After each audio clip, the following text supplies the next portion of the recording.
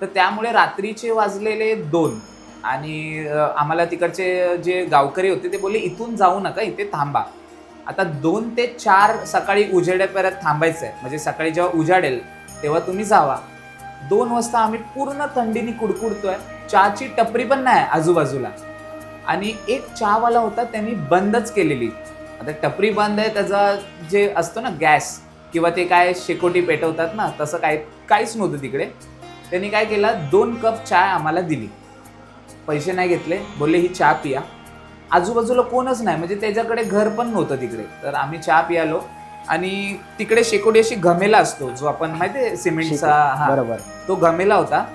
तिकडे थोडीशी त्यांनी आग लावली आणि मला वाटतं एक पुट्टा दिला आम्हाला, की "हा पेटवा, तुम्हाला शेकोटी घ्या." आम्ही पेटवला, चहाचे पैसे घेतले नाही आणि ते कोण बाबा होते ते निघून गेले, की अर्ध्या तासात 3 बॉक्स तुमचे जळाले. आम्ही तर एवढा पुट्टा 5 तास पेटवत होतो आणि अचानक मी झालो सायलेंट.